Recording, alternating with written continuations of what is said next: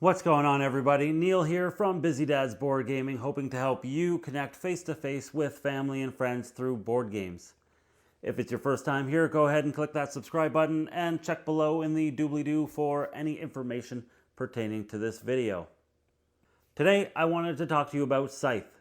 This is not a how-to-play video like some of my previous videos, but more of a thoughts and opinions, or as some might call it, a review on one of Board Game Geeks' most beloved games.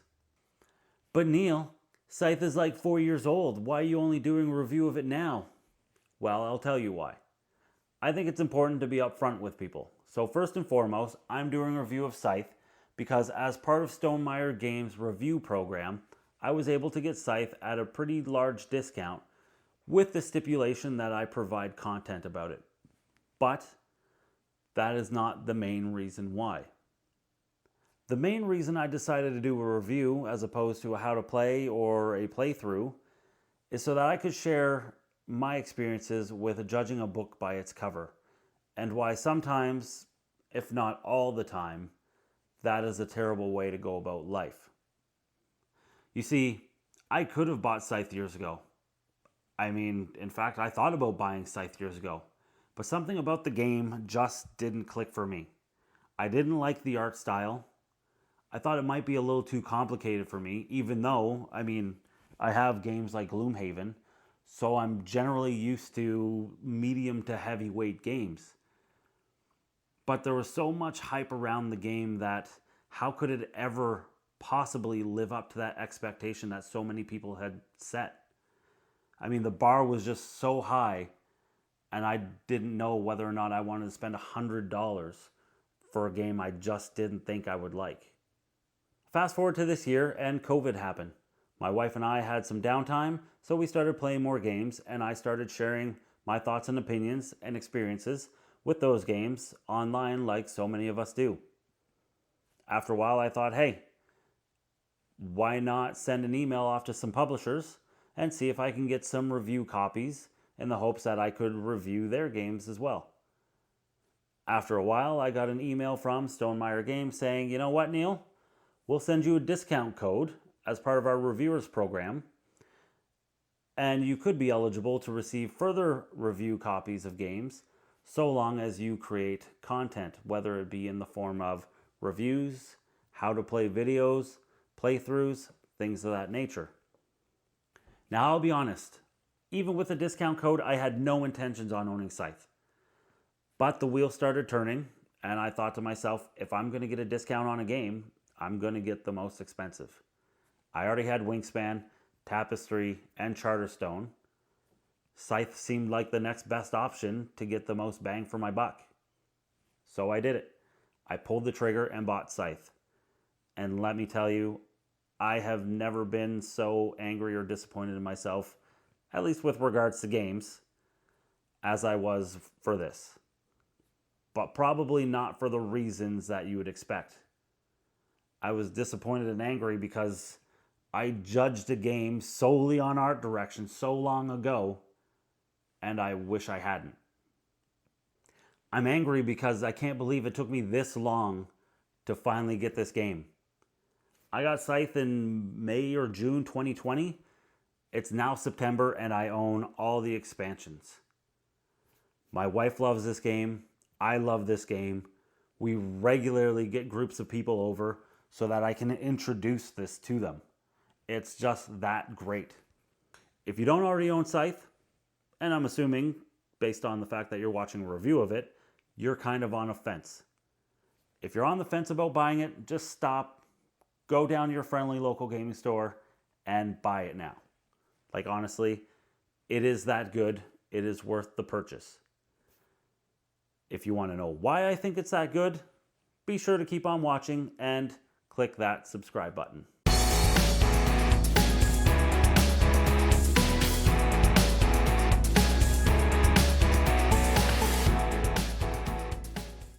Just so we're clear though, today I'm only talking about the base game.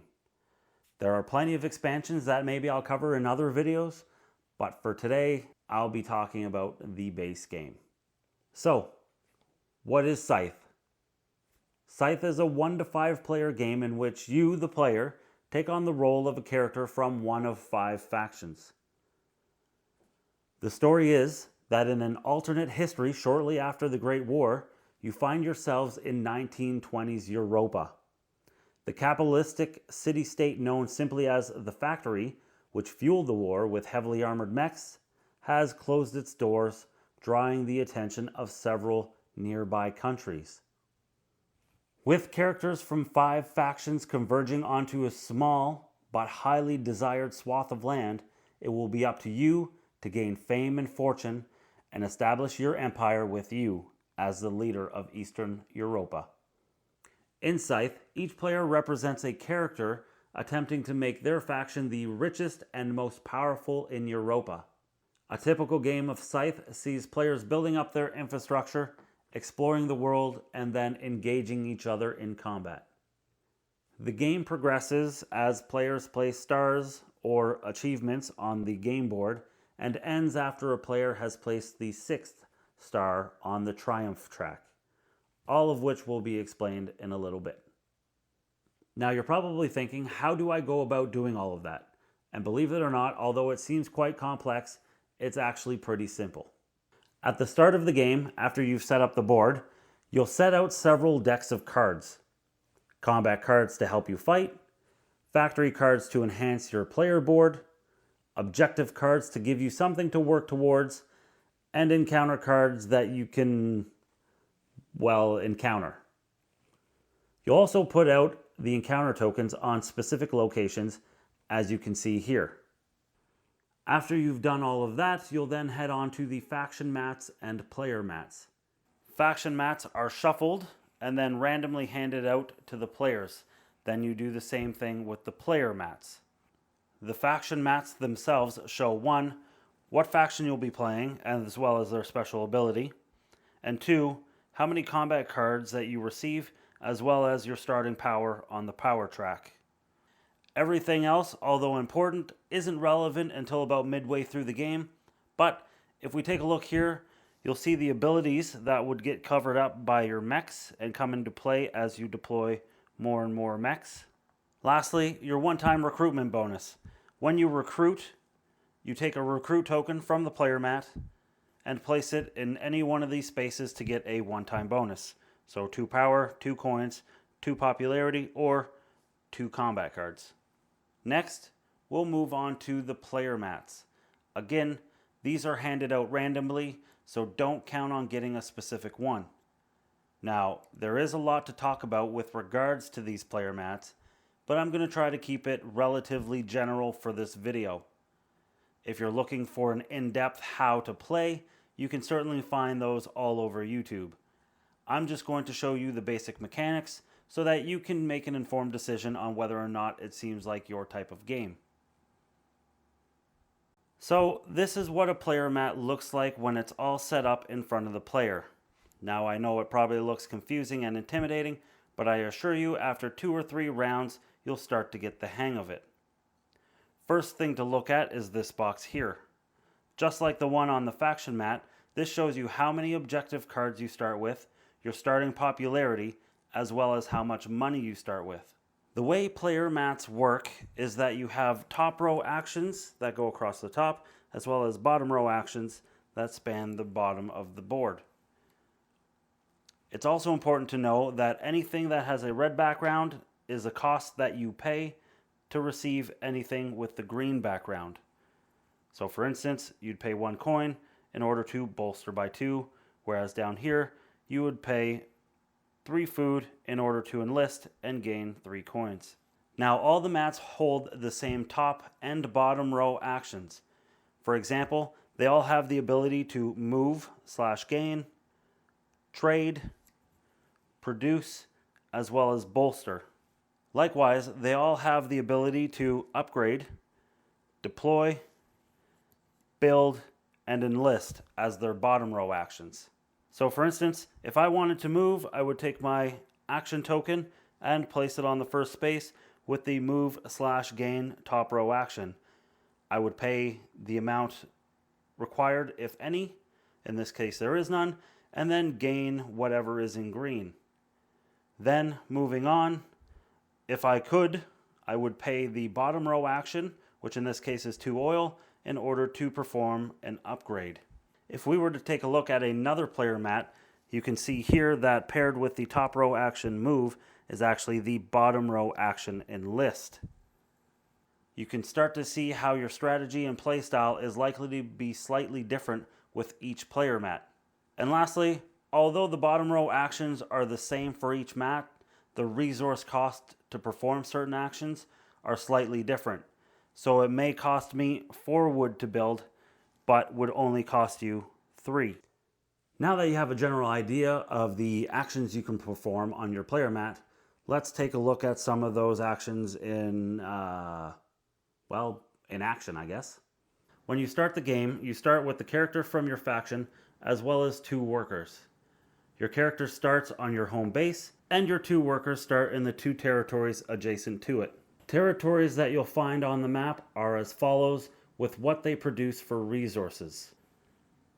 Farms produce food, forests wood, tundra oil, mountain steel, and villages produce more workers. There are also lake territories scattered throughout, as well as 1x factory in the center of the board. On your turn, you can take your action token and place it on any one of your action spaces, so long as it's not the same space as the previous turn.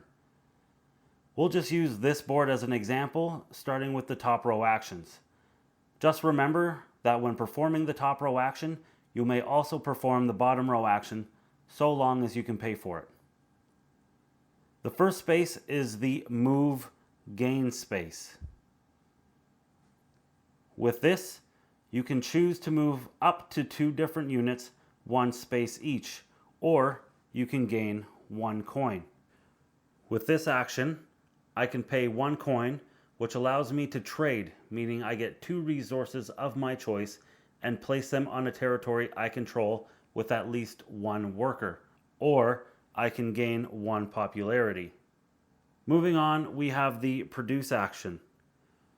When starting out, this is a free action that allows you to produce on 2 different territories a number of resources equal to the workers on that territory. If I took that action, I would be able to produce 1 steel and 1 wood. When you produce a worker, it comes from your player board. And as you can see, as I produce more and more workers and they go onto the board as opposed to my player mat, that action gets more and more expensive, eventually costing me 1 power, 1 popularity, and 1 coin. If you cannot pay any part, you are unable to perform that action. Lastly, for top row actions, we have bolster. This allows you to pay 1 coin in order to gain 2 power or gain 1 combat card. Moving on to bottom row actions. First, on this player mat, we have upgrade.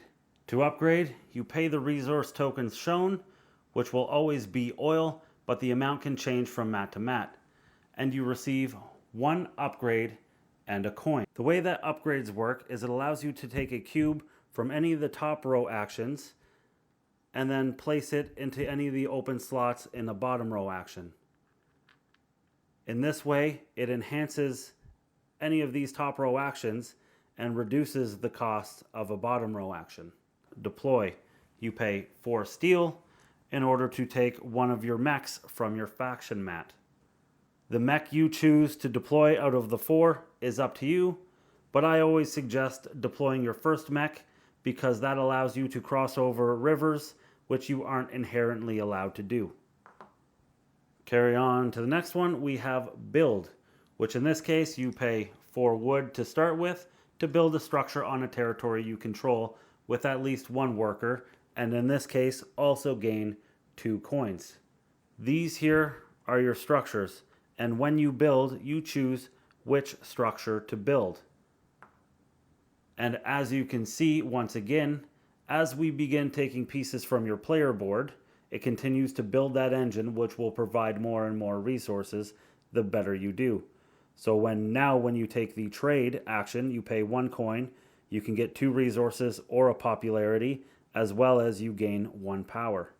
Lastly, we have enlist. Pay the number of foods shown and return them to the supply in order to take an enlist token from anywhere here. With this, you can place it on your faction mat for a one-time bonus as mentioned before. But just like upgrades and structures, it uncovers something new. This works a little bit differently. What this symbol indicates is that anytime someone to your left or a player to your right would take this action, whatever action is uncovered, you would gain the benefit of 1 coin. So in this case, anytime someone to your left or right would deploy a mech, you get a coin. If it were over here, anytime someone were to upgrade to your left or right, you would get a power. Now that we have a basic understanding of the actions we can take, how to move around, gather resources, things of that nature, we can actually talk about how to win the game. Like I said at the beginning, when a player would put their 6th star on the triumph track, the game ends. How we go about doing that is as follows. Just be aware that with the exception of combat, which you can perform twice to get 2 stars, everything else you can only do once. Complete all 6 upgrades, which is easy enough. When you have completed all 6 upgrades from your player board, you get a star on the track. Likewise, you get a star for each of these.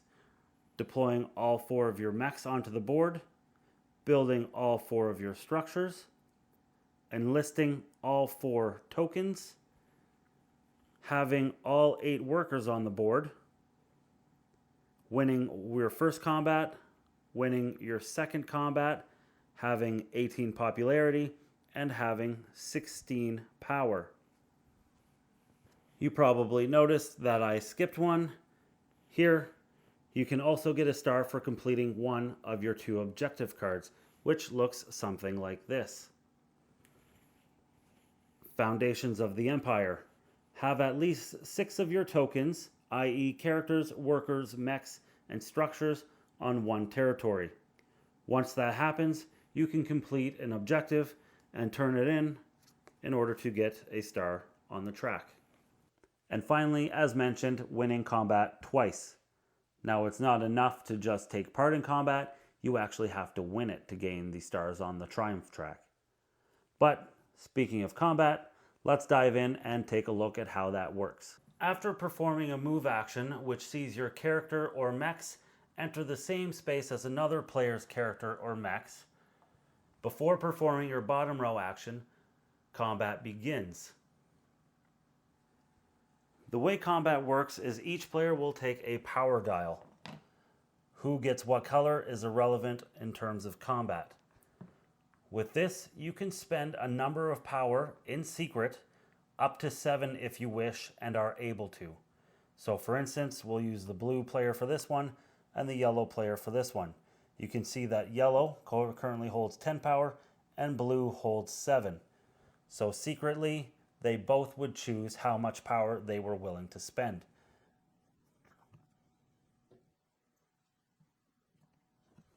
Next, you choose up to a number of combat cards equal to the number of units you have in combat. So the yellow player has 2 units in combat, a character and a mech, and will secretly choose 2 combat cards. The blue player only having 1 unit in combat, this mech can only choose 1. Once all that is done by both players, you both reveal and the player with the highest total wins combat.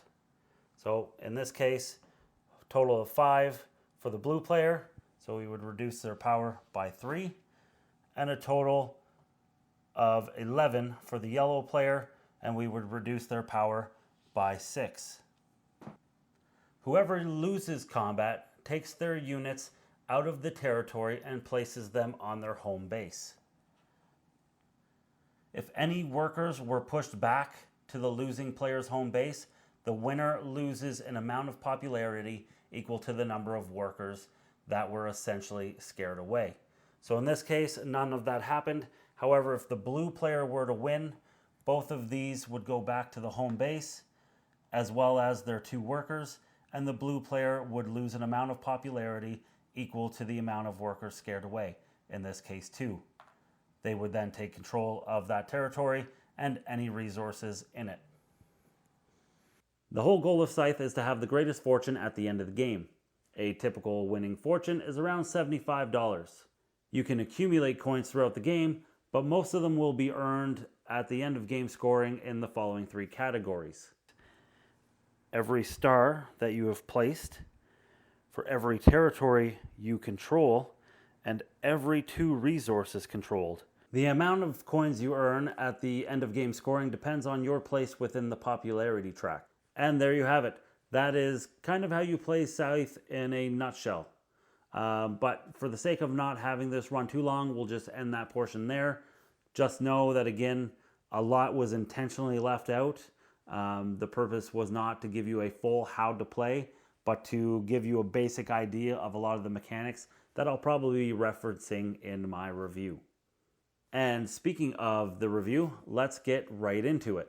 The breakdown of the review is as follows, and if you want to skip to particular parts, you can find the timestamps in the description below. But first we'll talk about art, components, the overall theme, gameplay, player count, and then my overall thoughts and opinions on the game as a whole.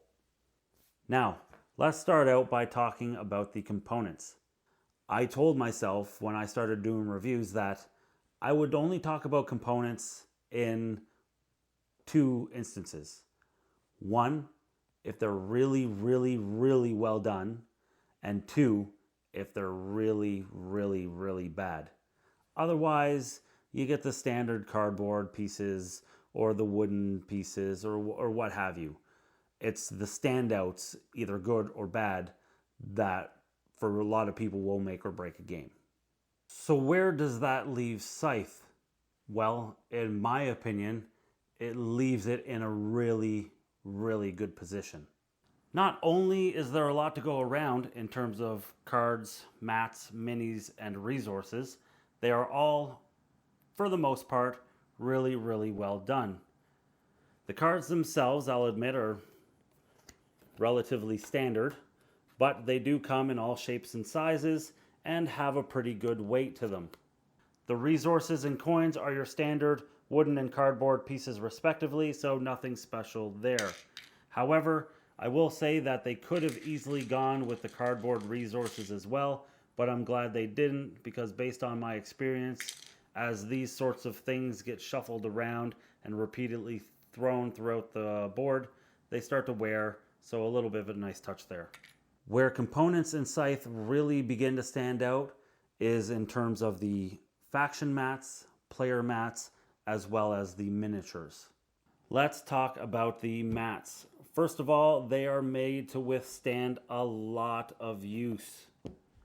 The faction mats are nice and thick, and the player mats are twice as thick as that.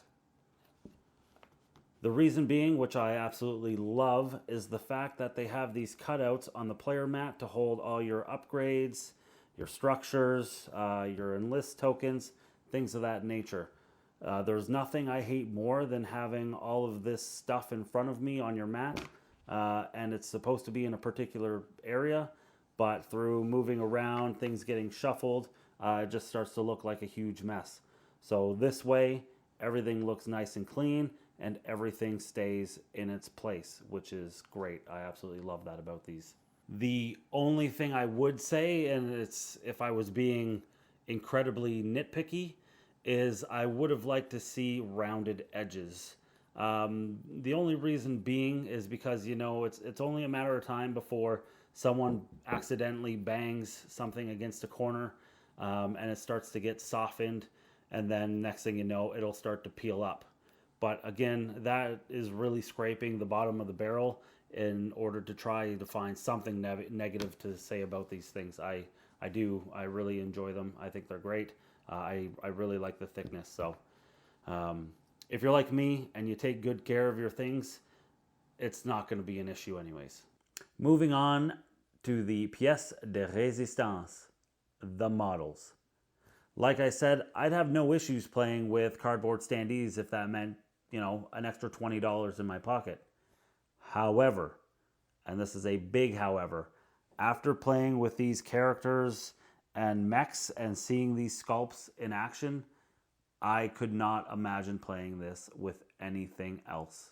The sculpts are beautifully done, and if I had more time on my hands, they are definitely pieces I would want to paint. They're so detailed, they are just begging to be painted, and I almost never paint board game minis. Not only do they look great, they make sense. This mech from the Nordic kingdoms, for instance, they are only one of two factions in the base game that can interact with lakes, and because of that, they basically modeled it as a boat with legs and a cannon. It's that attention to detail I would never even think of and normally wouldn't even pick up on that makes this game so great. The only other issues I do have in terms of components as a whole is the box and the inserts that come with it. I have several other Stonemaier games like Tapestry, Wingspan, and Charterstone, and after seeing what they did with those games, this definitely could have been a little bit better for me.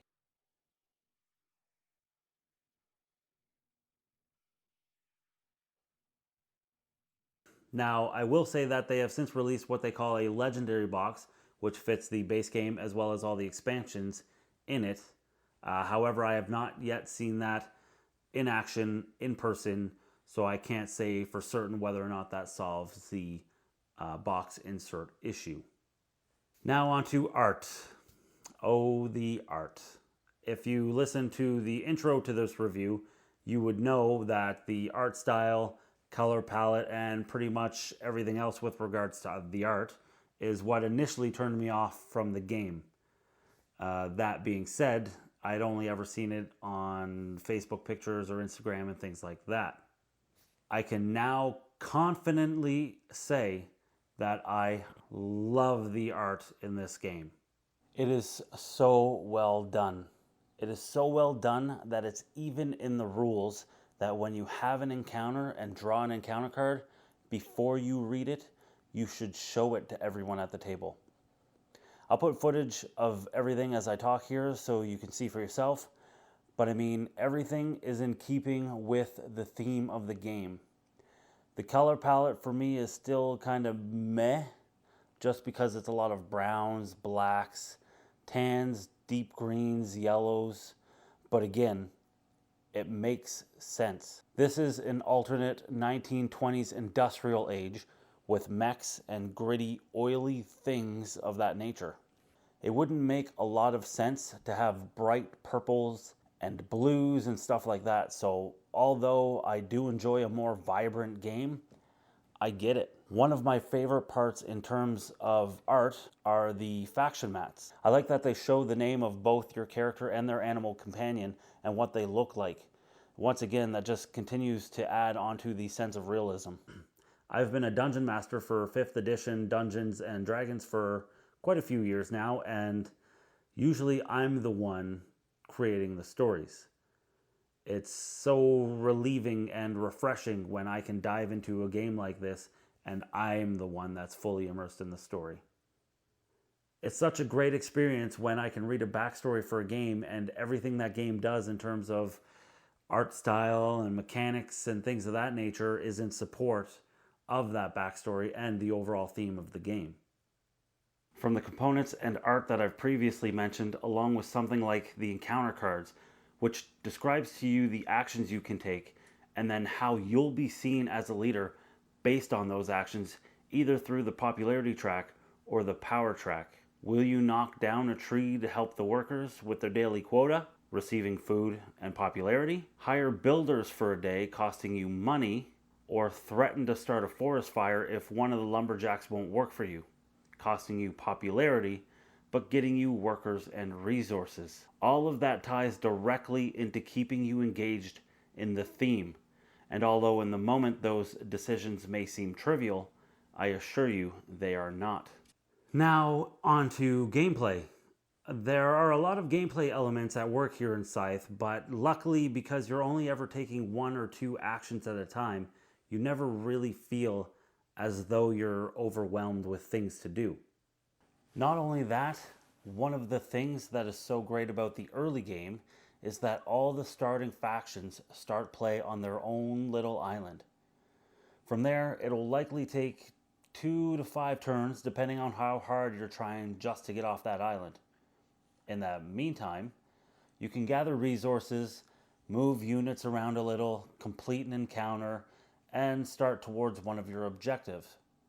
It's because of this little starter island that you can begin to figure out how everything works on your own time without the fear of anyone coming to overrun you in the first couple of turns. Another gameplay feature that I really enjoy in Scythe is the resource management.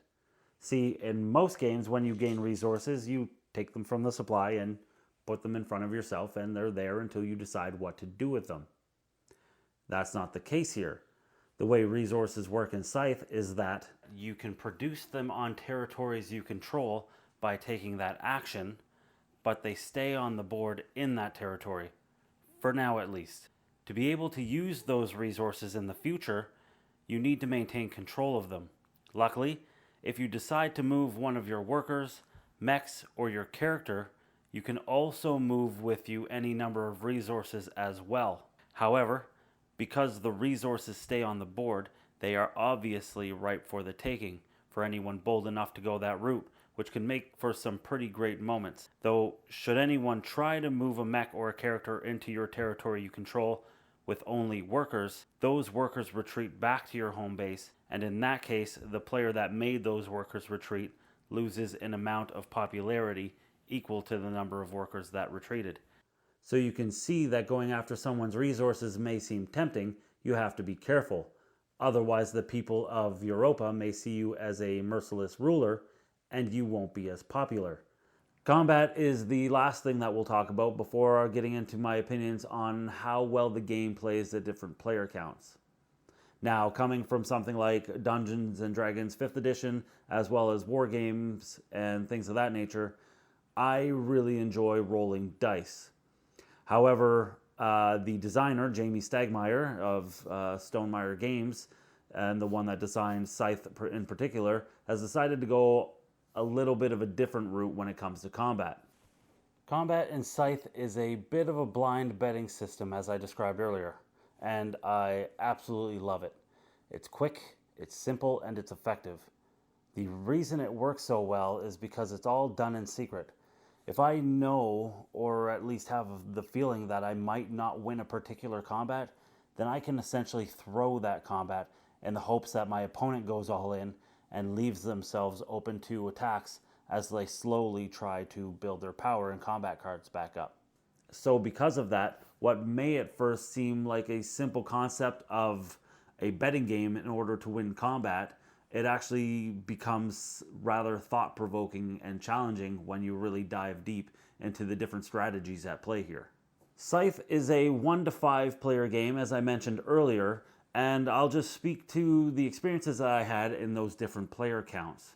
So for solo, I didn't particularly care for it. That's not to say it wasn't good, it's just in terms of solo games, I don't generally tend to like them. For me, board games is about getting together with friends and family, having some drinks and food and a couple of laughs. But for some, games are specifically about their solo experiences. So for those people, I will say that Scythe will undoubtedly scratch that itch. The experience here is nearly the same as playing another person, and controlling in what most Stonemaier games is known as the automa is actually quite simple. Aside from the first game where you'll spend much of your time in the automa rules looking up particular symbols and their meanings, the automa is incredibly easy to control, generally boiling down to just a few lines of actions. Speaking of the automa rules, just like the rule book for the base game, it is incredibly well written and very easy to navigate. There's nothing worse than looking up an obscure rule that you feel like you might have seen on a page earlier while you're skimming through, just to now find that it has disappeared in line after line after line of text. That is not the case here. Everything is well written and broken down for you. You don't understand the move action symbol of the automa card? No problem. Quickly turn a page or two, and that set of symbols will pop right out at you. From there, it'll walk you through step by step how you go about performing that action. And after a full game to wrap your head around the intricacies of how the automa moves in different situations, you'll find that you'll be spending less time in the rule books, so you can sit back, relax, and experience the game in its full glory, just as the designers had intended. The issue I have with 2 players is that the board is a pretty good size, and if you and your opponent end up with factions opposite each other, you could find yourself going the whole game with having little to no contact with the other player. I did find that to be the case in a couple of games, and try as I might, if your opponent has no intentions on interacting with you, then it's not likely to happen, which, in terms of gameplay, could potentially be a pretty good strategy. Aside from that, playing with 2 players is really no different than playing with 3+. But that's all I'll say about the 2-player aspect of the game. Very functional, but if you're looking to get some stars on the triumph track through combat, it's less likely to happen. 3 to 5 players is where this game really shines for me. At that player count, it just seems like you get a little bit of everything, if that's what you're looking for. Of course, you can try and shy away from combat like in the 2-player game, but you'll quickly find yourself surrounded on all sides, and if you want to win and advance your faction, combat will likely need to happen. What is also great about the higher player counts are the different strategies used to win. A player may try to be as popular as possible, choosing to go for the popularity option during encounters in exchange for losing some resources or money, whereas another player may attempt to deploy all their mechs as quickly as possible and become a military powerhouse, going around stealing resources wherever they can, because at the end of the day, you can't drop below 0 popularity. Whatever your playstyle, Scythe is sure to have something in store for you. The one problem I do have at higher player counts, and it's less to do with the game and more to do with the people that you're playing with, is that even though there are only a few options to choose from on your turn, some players will suffer from analysis paralysis. Trying to play their turn like a game of chess, playing out what may or may not happen over the next few turns depending on what actions they choose. So you can sometimes find yourself going 5, 10, maybe even 15 minutes between turns. Luckily, due to player interaction being more prominent at those higher player counts, although it's not your turn, you're still likely to be partaking in combat or watching as your workers retreat due to someone taking over your territory, which gives you plenty of time between turns to plot your eventual revenge.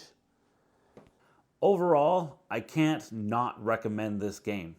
Yes, I used a double negative, but deal with it. Seriously, this is one of my favorite games, or favorite discoveries really, of 2020.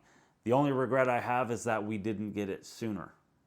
What's also great is once you become enamored by the base game and get a dozen or so plays in with that, you can dive into the expansions. That will introduce ships, increase player counts, as well as introduce a campaign to play through, making it that much better if you're looking for those additional experiences. And there you have it. That is my review of Scythe. If you have any comments or questions, feel free to drop them in the comment section below. If you've gotten any sort of value from this video whatsoever, please consider clicking that subscribe button.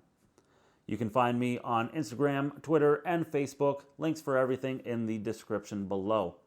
But until next time, as always, thanks for watching and happy gaming.